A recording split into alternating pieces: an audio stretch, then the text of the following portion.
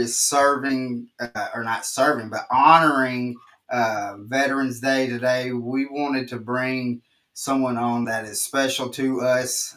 We actually go to church with Mr. Joe and the Deck Talk podcast. Let's see. This country is serving. I can't, or not serving, but honoring Veterans Day today. We wanted to bring someone on. Major malfunction. Yeah, I don't know if that's me or church with Mr. Joe and the Deck Talk podcast. Let's see. This country is serving. I can't, or not serving, but honoring Veterans Day today. I don't know. Does to bring someone on. Major malfunction. Yeah, I don't know if that's me or Mr. Joe. Do y'all, hey Pappy, do you happen to have it on? I don't.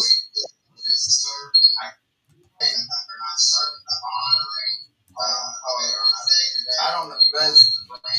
Let's see. Major malfunction. Yeah, I don't know if that's me or Mr. Joe. Do y'all, hey Pappy, do you happen to have it on? I'm going to cancel this whole thing. There we go. All right. I have no clue what I just canceled out, but let's start it all over again. I'm sorry, guys, but welcome back to Deck Talk Podcast. And just like what we had said last week, we are going to be honoring on Veterans Day a guy that is very special to us. We go to church with Mr. Joe, and Mr. Joe had got to do something that is very special. Not too many people has been able to do it. I know, I don't know quite the number, but correct me if I'm wrong. It's around 730, 740 people that have gotten the honor to be the guard at the Tomb of the Unknown Soldier. Am I correct? That's about how many, what they call the Tomb Guard ID badge, which is a badge you get for marching at the tomb. There's about 700, and the last I heard was about 760, 770 that have received it. So he's got to do something that is very special in this country, and we're going to have a nice little conversation with him about it, guys. And so just like how every podcast is, it is an interactive podcast, guys. So make sure if you have any questions, just leave it in the comments, and we will try to get to them. But with this being said, I'm Colin Burnett. And I'm Pappy J. Hey, we're going to do something a little different as well on honoring our soldiers and veterans. Hey, we're just going to give a shout out to all the veterans out there that has paved the pathway for us all. We can't thank everybody enough, men and women that has served and sacrificed their life for what we can do today. So for all the veterans that are still with us and the ones that has moved on, we thank each and every one of you. And without y'all, we can't do this without y'all. So thank y'all. So thank you again, and Pappy, I really appreciate every week that you do that, and we honor a soldier. Today we just could not point out one of them, but so guys, this is Mr. Joe that is with us, and so Mr. Joe, how are you been doing, brother? Doing great. And living life. I hear you. So I wanted to talk to you about your time in service, because you actually got to do quite a bit of stuff that is very interesting. And main thing we wanted to really kind of hit on is you doing the garden of the unknown soldier, the Tomb of the Unknown Soldier. So with that, how was it that how did you first learn about the opportunity to serve as the Tomb Guard with the 3rd U.S. Infantry Regiment, and what drew you to apply for such prestige and demanding role? Well, my father was in the Flying Tigers, and we went to a Flying Tiger convention in D.C. in 1971, the year I graduated from high school, and we got a chance to see the changing of the guard at Arlington Cemetery. And I can remember standing next to him, and I told him, I said, if I ever get a chance to do this, I'll drop everything and do it. Little did I know that 3 years later I would be doing that, because in 1973 was the last year of the draft. My number was 32, and they were up to 30. So I figured discretion was a better part of valor. So I enlisted with a guaranteed enlistment to the old guard. All right, that is awesome. Now, Yeah. is that is it now like a process for that to become part of the old guard, or like do you have to be recommended to serve as that, or can you just apply? The last I heard, they're always looking for folks. Um,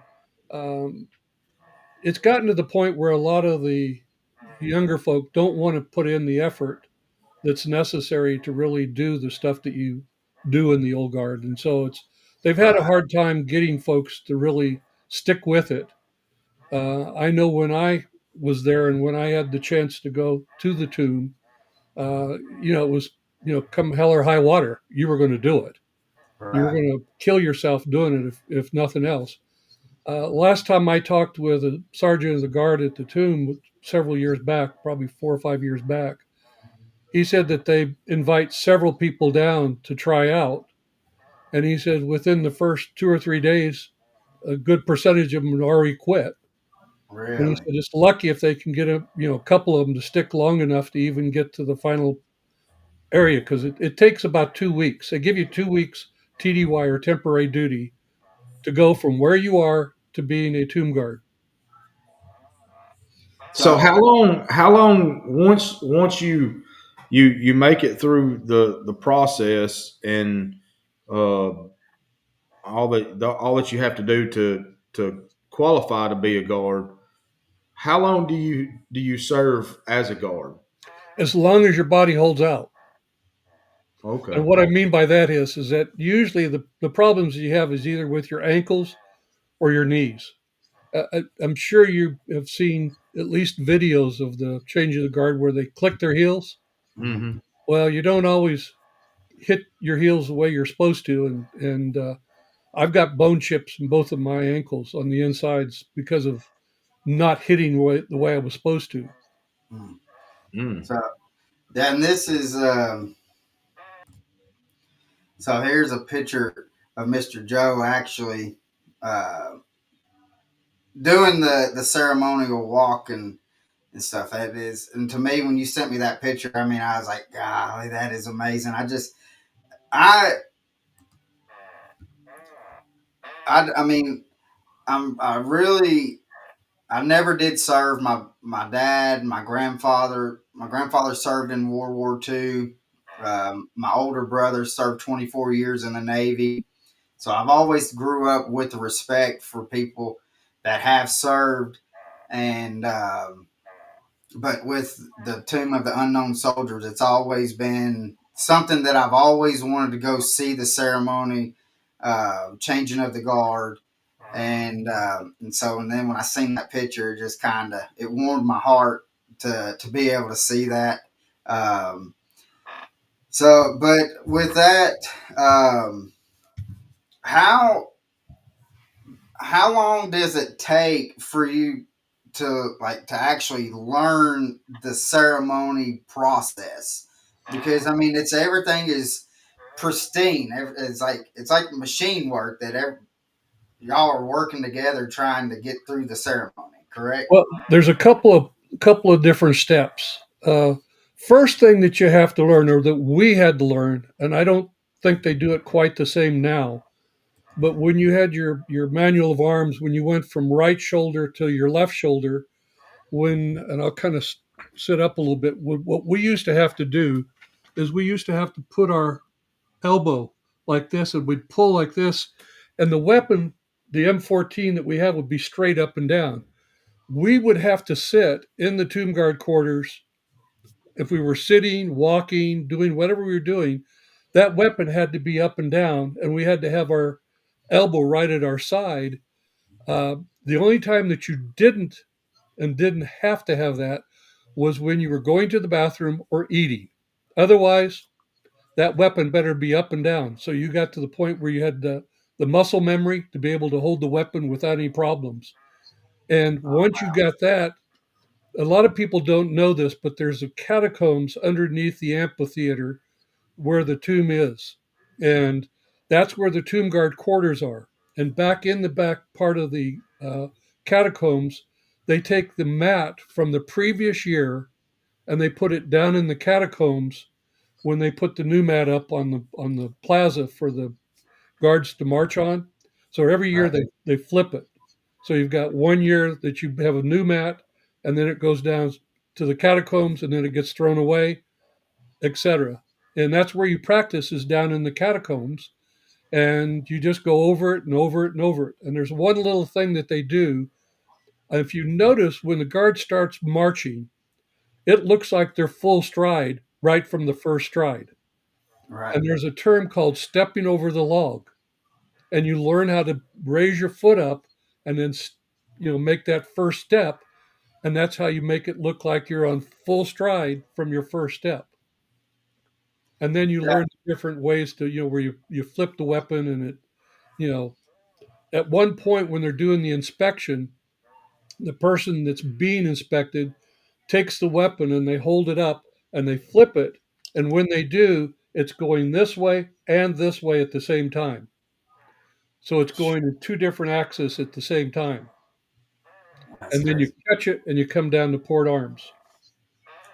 Now, That is one so thing wild. that I've noticed with like when the during the march and stuff like that, like the head of the soldier or the guard is really, it almost looks like it just kind of just stays on the same plane, and it just almost like it's just floating along.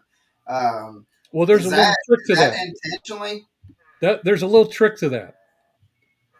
If you'll notice when you see the shoes for the guards, the soles are very thick.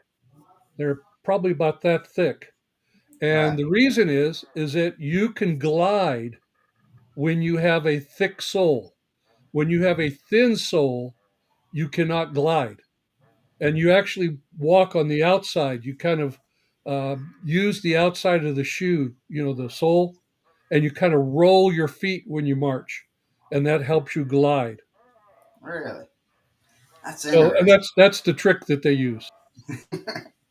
That is, it's very interesting to uh I mean to watch and to, I mean, kind of get like just some of the things that I've picked up just watching.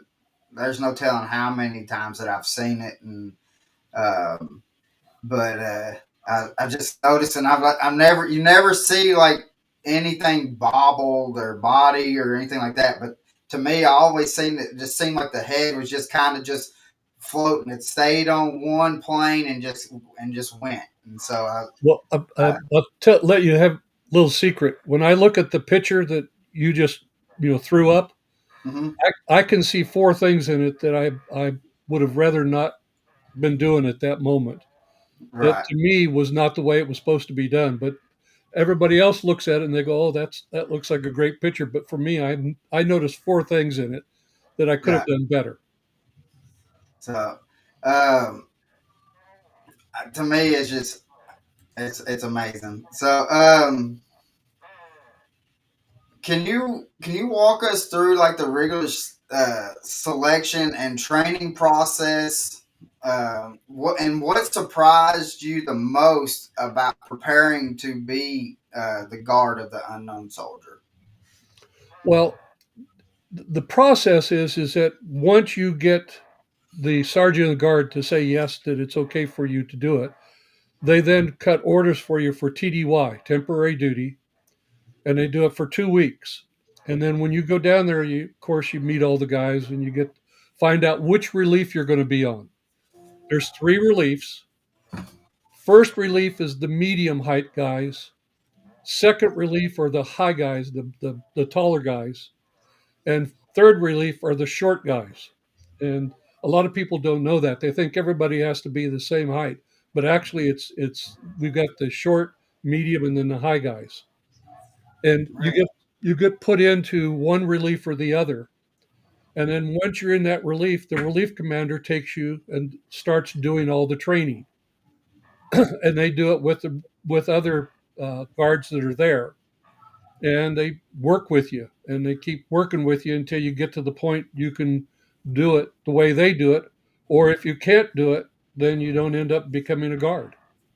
Or if you drop out before the you get to the end, that's the second way that Yeah. and that's nowadays that's mostly what happens. And would you have to go through like uniform inspections, like each time that you were on duty for that? Now, interestingly enough, I've watched a lot of videos that's on YouTube now that where they have them. They use calipers and they measure it. We never did any of that. Um, Right. the fact is that once you put those medals and different items on your uniform, once you've done it three or four times, you can almost throw them at the uniform and they'll go in the right holes. Hmm. Right. I mean, yeah, we wanted it to look as nice as we could, but no, nobody ever really checked this and took calipers or anything like that to do it. Right. But you know, you did the best you could. And I might add that when I got there, they just started handing out double knit suit, dress blues. Remember double knit suits and that back in the Hmm. 70s? Well, that's what they did. And it actually worked out really well because they were much thicker and they held the creases much better. And they also would much easier to put the metals on because the holes would stay there much more, you know, permanently. Right.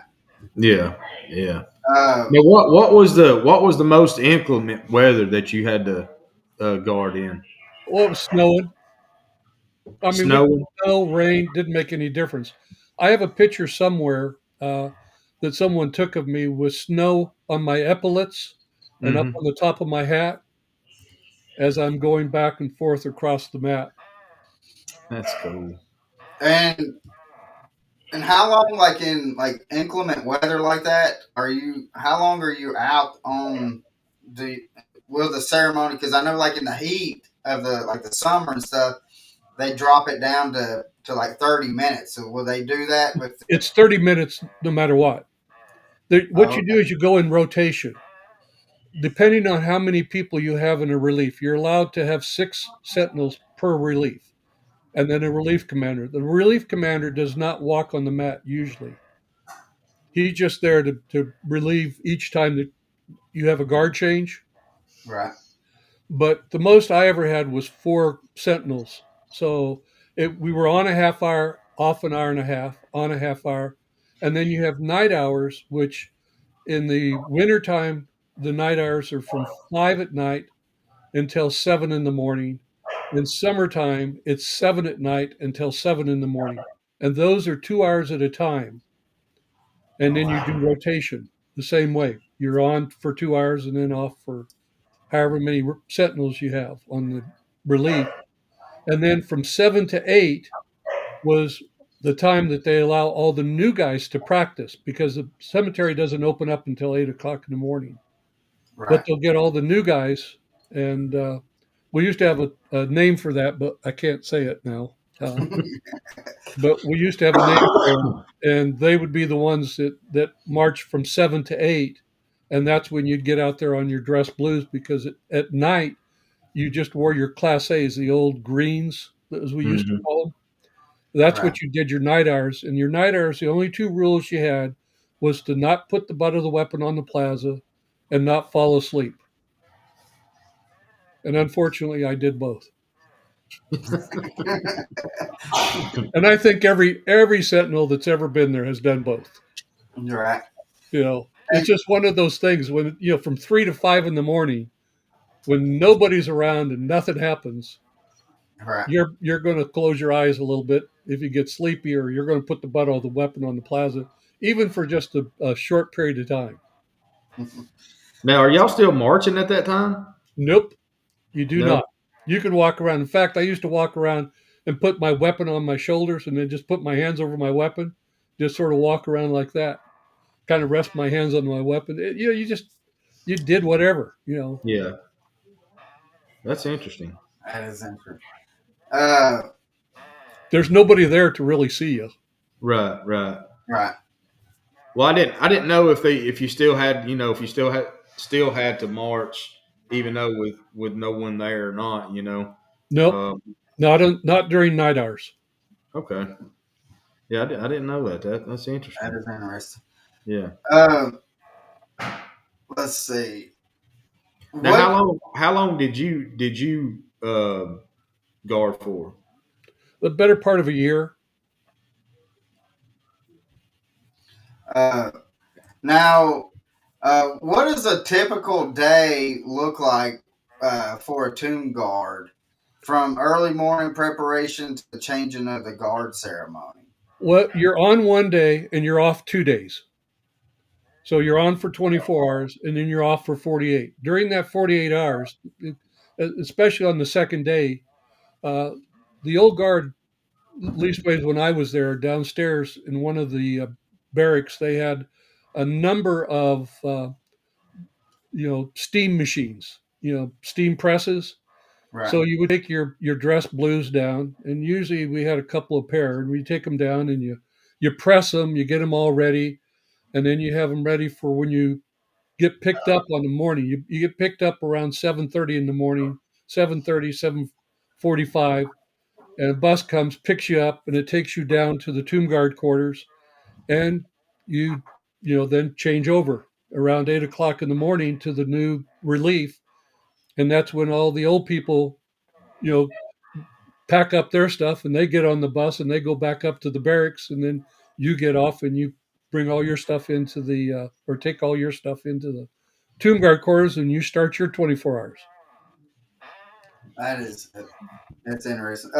John So, Pates says, "What is the most interesting moment that has happened to you while on duty?" Well, I would say for me, right now, if you go to the tomb, you'll see that there's a bunch of, um, I guess they have it's like brass bars that make a fence that goes around where the tomb is to keep the public away. Well, when I was there, all they had were stanchions, just poles with chains that would, loop from one to the other. Right. And it was much closer to the mat than what they are now, much, much closer. And on the north end is where they had the guard shack, that if something happened, you could go in, like if your shoelaces come untied or something like that. I actually had two things happen to me that were quite interesting. One was, and once you start marching on the mat, you know how to take the steps, the 21 steps, to either come right at the edge of the mat or to back off a little bit. I mean, if there was a really good looking woman at the end of the mat, you might want to march a little bit closer to the edge, and if not, you might back off a little bit. Well, I was marching and there was a gentleman that was standing there, and he had a Doberman. And as I walked up, I came up, I stopped, and I clicked my heels, and the Doberman lunged at me. And he caught it. He had a leash on it. He caught it in time, and it probably got within about 6 inches of biting me. Whew. But I had to just stand there, and I kind of leaned back on my heels, and I was like, "Oh my goodness gracious!" It didn't get me, but that Well, was one time. And then the second time, uh, we were the first enlisted to get contacts. And so I got contacts, and they were the hard contacts back then. And I was wearing my contacts, and my left eye formed a blood blister. oh And my. it broke, and I started tearing tears, and they had blood in it, and it started going down my cheek. And everybody was pointing, going, "Oh, he's crying tears. He's crying tears." And they were taking pictures, and I must have been in 1,000 Japanese homes, because there were so many Japanese coming that summer, I guess the exchange rate was great, and it was like click, click, click, click, click, click. When I was doing it, and that's one time when I went into uh, the shack at the north end. And they have a field phone. You just grab it and you squeeze it, and it lets them know down in the tomb guard quarters. And they come up immediately. And he saw what was happening, and the relief commander relieved me right there. And we did a very abbreviated. There's a way you do it, a very abbreviated change. And the other Right. guard took over, and then I just marched on off, got it taken care of. But those were the two times. That's So, interesting. so can you tell us what the 21 step and the 21 pause represents? That came from maritime when they used to do the 21 gun salutes Hmm. or someone, and that had always been the standard that if you want to give a true military salute, it's 21. I don't know what the 21 represented. I just know that it started in the maritime. Yeah, yeah. Right. Now, how for people that may not know what the Tomb of the Unknown Soldier is, can you explain like what it represents? Um, because we were talking, Pappy and I were talking in the truck here past couple weeks about this episode and was talking about the Tomb of the Unknown Soldier. And it actually has, you would think with just the Tomb of the Unknown Soldier that it may be just one single, but there's actually three. Am I correct? There is three. There actually were four at one time. Uh, I You've didn't got know that. it's in the crypt, which when you showed the picture of me, you Mhm. saw that there was the tomb right behind me, the one that says, here rest, that's the picture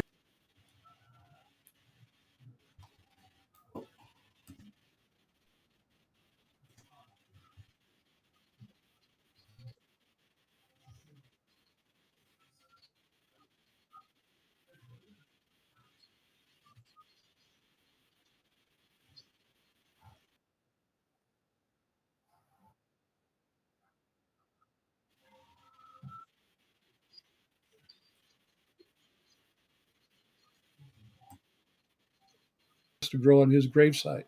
But there's the unknown from World War I, World War II, and the Korean conflict.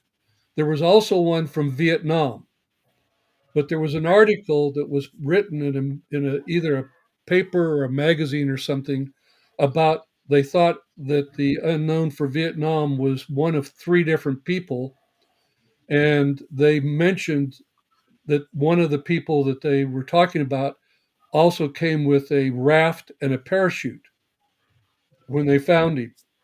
Well, it turns Hmm. out that only one of the people that they mentioned could have had that, and his name was Lieutenant Blessy. And they exhumed the body, and they did a DNA test and found out that that's who he was, and he's now being reinterred at a different military cemetery. So there's no Vietnam So So do why can they not do a DNA test on the unknown? because nobody had DNA tests back then. Okay, okay, that's kind of what I thought, but yeah. Yeah, the previous three they didn't have DNA tests, mhm. and in order to try to find that many people from that era would be almost impossible. Yeah. Right. So now how is like the height you was talking about the height earlier and it looks like you could see on the platform like when like each step and stuff. So how do they for like let's say for the shorter people they're gonna have a smaller gate than what the taller people are. So how do they and it looks like they all kind of hit right in those steps. How do they manage to do that? Practice, practice, practice, practice. Yeah. I mean, you even when you're there and you've been accepted, you're always practicing, down in the catacombs. You're Right. going with because you usually your rotation, you're with the same people every time, Oh, okay. and so you always work with your buddies, and whoever relieves you, you practice with them, and whoever you relieve, you practice with them because you've got going on and off. Right. Hmm. Uh, let's see. But that it's just practice, where you get to the point where, um, like I said earlier, you get to where how big of a step you need to take to get to the end of the mat or to come back a little bit. And you can do the same for once you learn that, you can pretty much match your steps with anybody. Yeah, that would kind of go like coincide. I mean, we did a lot of drill and ceremony, and it amazed me how you can take someone that is shorter than, or a short guy or soldier to a tall soldier, but everybody's still in sync. That's one of the things that I was always amazed by, like drill and ceremony, and I guess that would kind of be not necessarily drill and ceremony, but the same concept in a way. Just It is. everybody It's the staying same in thing. step. It's the same thing. Yeah, yeah, So, and it's been, what was it?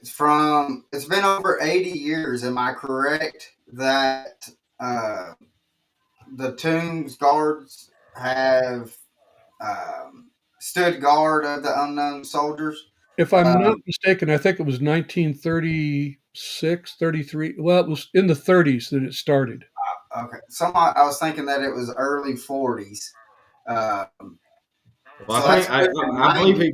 I believe Joe's right. I think it's like 36 or 37, if I'm Yeah. not mistaken. I think that's when the first Tomb Guard ID badge was presented, Yeah, and I think that's when it 1937. started. Yeah, That- yeah, it's 1937. Because I know that the actual first badge that was ever given is down at the Tomb Guard quarters on display, and we'd have to get them to be quiet, and stuff. But then they would be quiet, and they would see the rest of the ceremony and such, and then afterwards they would come up and talk to you, and want to know because when you get finished, you might come out and you'd have your jacket on that said that you were with the old guard or something, and they say, "Oh, did you march?" And yes, and they would ask you questions and such. And the other time was when many times I used to see whether it was a mother and father, an aunt and uncle, brother, sister, whoever, that would just be standing there watching us. And you could see that the female was crying, and sometimes even the male. And we represented either a son or a daughter or a right. brother or sister or nephew or whatever, and we represented that to them. And you really felt it when you saw that, and you just you really appreciated what you were doing.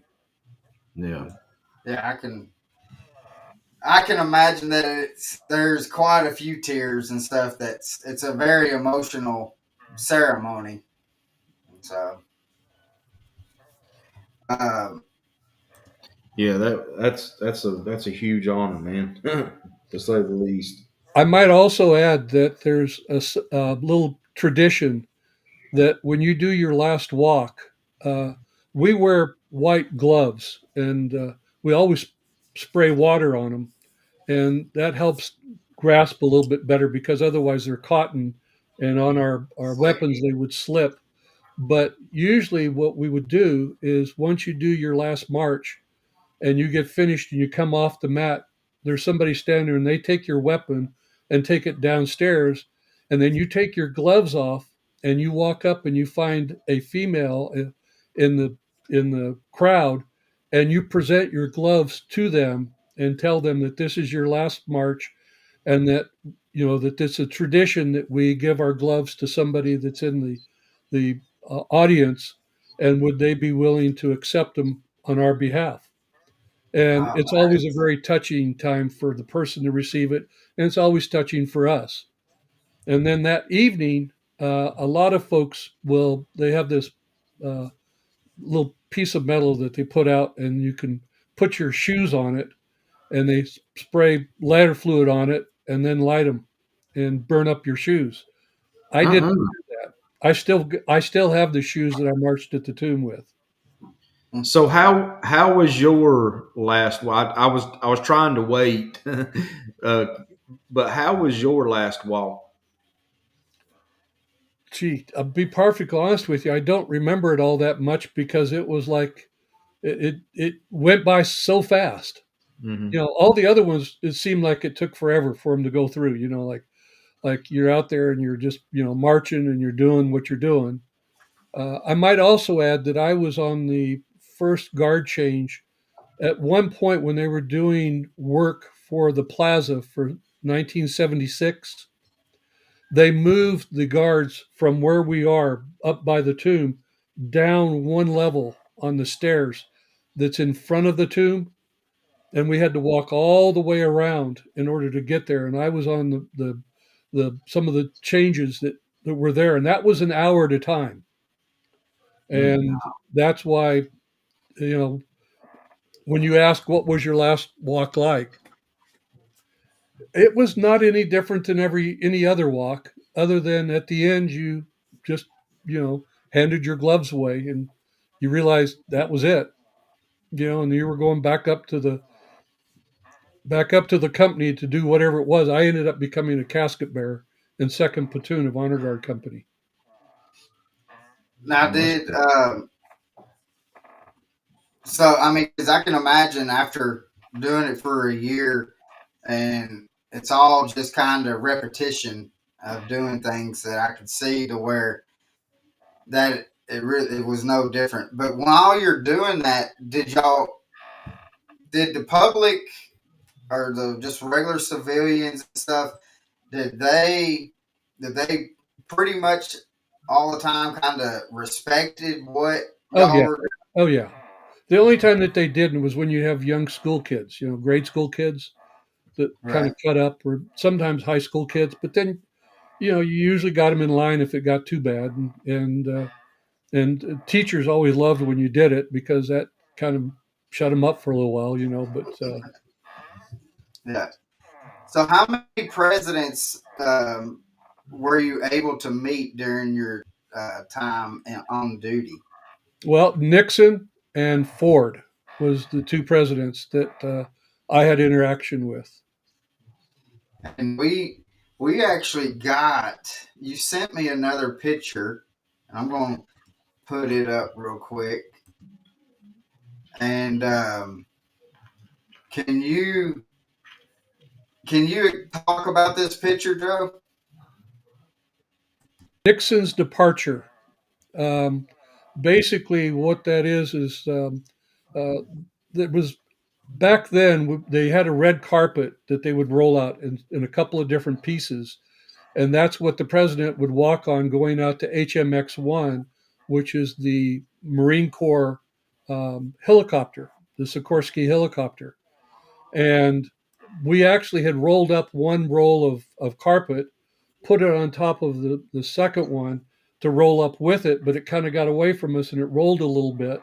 So when we got to the point where we caught it, uh, I had one hand on the carpet and one hand on my hat, and basically, when the helicopter took off, the prop wash knocked a portion of that carpet on our back, and we're just standing there waiting for the helicopter to take off. The person who took that picture, her name is Annie Leibovitz, very famous female photographer. They call her the female Ansel Adams. And that picture made the Center of Life magazine the issue that Nixon resigned. And it's Oh, become a wow. very famous picture. And if you noticed when you showed it down at the bottom, it said Washington, D.C., 1974, AP 14, for Joe Lessen, and then Annie Leibovitz. Yeah. And that's what the remarks are down at the bottom. And that picture hangs in my house now. But she credits that picture with launching her solo career. Did you say thank you? You're welcome. Well, the funny thing is that we used to get a lot of pictures from a lot of different ceremonies. and that photographic paper that they did the pictures on made wonderful dustpans. So most of the pictures we got, I remember seeing that picture when right after it happened, and we had a couple of copies floating around, and basically we just used them for dustpans. But it was my wife. My wife, through her contacts when she worked on the Hill. I should probably tell you, my wife worked for 35 years in the Senate and worked for three different senators. And when she was working for Senator Frist, when he was the Senate Majority Leader, she was his scheduler, and she got to know the agent for Eni and made a comment to him about me being in that picture and everything. And the agent made a comment to Annie, and she sent a copy of it to us just before Christmas one year. So my That's wife awesome. was able to give it to me for a Christmas present one year. Oh, that's awesome. So, what? How has been part of the old guard? How has that kind of structured your life? Did it change your life any with having to with the process of doing things? Did it? I'm actually glad you asked that question because yes, I've done several different things in my life and have been very successful in my life, and I really attribute that success to the fact that knowing that I made it at the tomb and that I accomplished that on my own, that I knew that whatever I set my mind to, I could do. Right, And I did. And um, it really set the stage for me for the rest of my life and being confident enough to be able to do whatever it was I really wanted to do. right. Now, if there's somebody that's watching this now that is contemplating on maybe wanting to be an old guard or a sentinel and stuff, what would be your advice to them? Well, first of all, you've got to get to the old guard, and I think I'm not sure, but I would imagine there's probably still a guaranteed enlistment for it, and you have to go through a certain process to be able to make sure you don't have certain tattoos visible and such. And then once you go through that, um, you get to the old guard. But you don't actually guarantee get a guaranteed enlistment to march at the tomb. Once you get to the old guard, that's when you work on being the best you can be. And once you're recognized, then you can try out for the tomb. I was very fortunate in that they needed people at the time that I went down. And I actually started marching at the tomb as an E2, which is fairly rare, but I was an E2 when I went down. I'd only been in the service a little over 6 months when I started marching at the tomb. Really? So, and that's, I mean, again, this is all. I'm trying to think of questions that Pappy and I were talking. And Pappy, I mean, you can go on, and if you have any questions, that is when we're just sitting in the truck and just chit chatting about the people who we have coming on, we have 100 million questions that we want to ask, and then when it comes, it kind Yeah. of once the light comes on, it's like brain fog. So, Yeah. but have you, Say do you have again. do you have anything, brother? Um, well, I mean, he pretty much has answered everything that I had was going to ask without even asking. So after I do got a question. So after your guard, you said you went to be you carried caskets. Is that right? Correct. So Second platoon of Honor Guard Company. The when I was there, the Company E or Honor Guard Company was the company that had all the White House clearances. hmm So you had your first platoon was what they called the marching platoon, and whenever you see the whole unit that's at the White House where they do uh, a review of the Hmm. troops. That's first platoon. They're the marching platoon. Second platoon is the casket bearers. In fact, the gentleman that taught me how to carry caskets was the head honcho for Kennedy's funeral. Mm. And then third platoon is the firing party. That's the one that does the 21 gun salute. Hmm.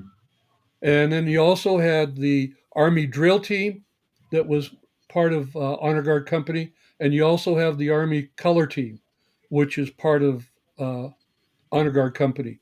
And I did do White House jobs as well. I did several White House jobs where when the president would come down the staircase for a state dinner, he would always come down with the flag, and there would always be two weapons on either side of the flag.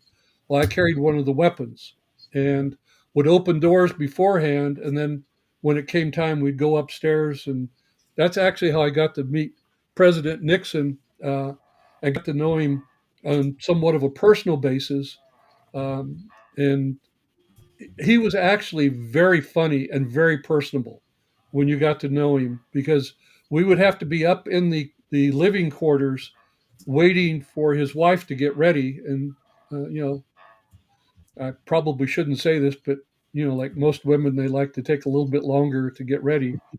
And she did. And so we always had a little bit of time. We got to talk. And he used to tell us jokes you know, and ask us, about where we were from and what we were doing and, all kinds of stuff. And then we would, get ready to walk down and he and his wife would walk down. We'd walk down right behind him and then stand behind him during the receiving line. That's cool. I mean, a whole lot of people can say that they've done stuff like that. Now, on a personal level, carrying the casket, how did it affect you? Well, the ones that always bothered me the most was when it was a younger uh, dependent, like a child. Hmm. And we did do some infants. Um, But when you're out there doing that, you're wanting to be the best that you can be because you're representing something to everybody that all the family and such.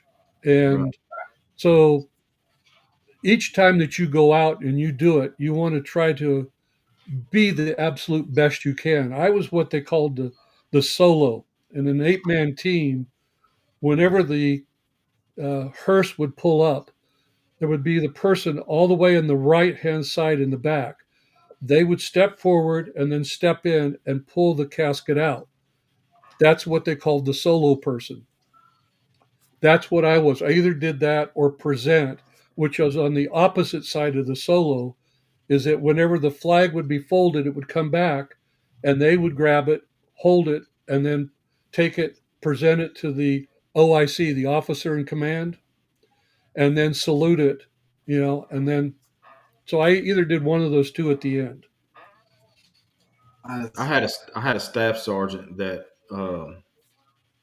he was part of the guys that would go to the homes. I can't remember. Anyways, he would tell us stories that that it was an I know it's going to sound bad, but that it was an honor to do that. But and that it did affect him in a lot of ways because of how he would have to go tell the families of the the fallen soldier. Um, it was very gratifying. I mean, when he would tell us stuff like that. Yeah, So, it just makes sense that when you do something like that, you're wanting to be, you're not just you're representing, right. something to someone, Yeah. and you want to make that representation the best that you can. Yeah. And it's funny you say that because he said the exact same thing. The exact same thing. He said we always wanted to be our best. So it was they got our best. Whether it was just walking up to the front door and knocking on it, they always got our best because that it's a representation. So yeah, you're exactly right on that. But So, well, we have almost hit an hour mark, and I don't want to hold you too much longer, brother Joe. But usually we have a question, and this is a fishing outdoor podcast, but with you on it, we have a question that we ask everybody, um, and uh, and Pappy, you want to ask the question? I think we're going to change it up just a little bit, though. uh, go ahead. I'm Okay. All right. yeah. So usually we say, Joe, if you could have one person on the boat fishing with you for a day, who would it be, and why would you want them on the boat? We're going to change it up. If you could have one person to go to dinner with, who would it be, and why would you want to go to dinner with them? Franklin Graham. Franklin Grant. Oh wow. And the reason is I've always appreciated what he did with Samaritan's Purse and Right. their outreach and everything. And I just think that he's a upstanding Christian man, and I think I could learn from him. And I would love to have a chance to be able to talk with him. Yeah. So I do have a question. Before we go, um, has being the old guard has has that helped, like with your walk and faith, the kind of to Well, walk it things out? interestingly enough, I met the Lord when I was in the service, but it was shortly after I left the tomb. Right. And I went back up to the honor guard company. The platoon I was in actually had three gentlemen that were born again, spirit filled Christians. And I noticed that there was something different about them because they just didn't seem to get hassled about anything. And I was invited to a pot faith dinner. Now, remember, Christians don't have luck, so we have faith. So it was a pot faith dinner at Arlington Assembly of God in Arlington, Virginia. And that's where I met a guy by the name of Dan Rystad, who was a Lieutenant JG in the Navy and was in the Pentagon. And he was there and he introduced me to the Lord, and the rest is history. And that happened in 1974. Wow. Oh wow. A few years ago. Yeah.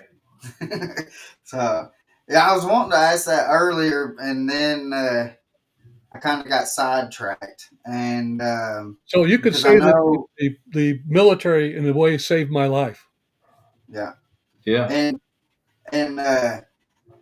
to especially that eternal life. So I mean, but I uh, I want to tell you thank you so much, Joe, for coming on, and It's you my didn't pleasure. hesitate when I asked you months ago about coming on, and so I want to say thank you, and thank you for your time and service.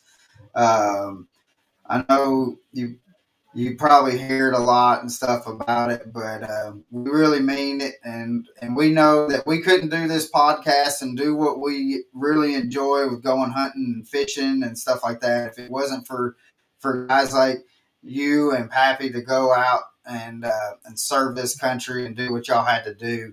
Um, and on Veterans Day, it is an honor to be able to have you come on, and thank you so much. It's my Yeah. pleasure. Absolutely. Thank you. I got one more thing I need to do, and if my little granddaughters, if they're watching, hello, girls, Blakely and Kyle, we love you, and hope to see you soon.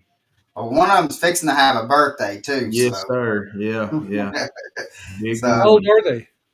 I got oldest one, Blakely. She is 1, and then Kai, she is 6 months. Oh, Yeah, wow. six Wow. months. Well, I And we have got one grandchild. and we got another one coming. Oh, So absolutely. yeah, so we're definitely blessed. I have one grandchild. He's 12 going on 40.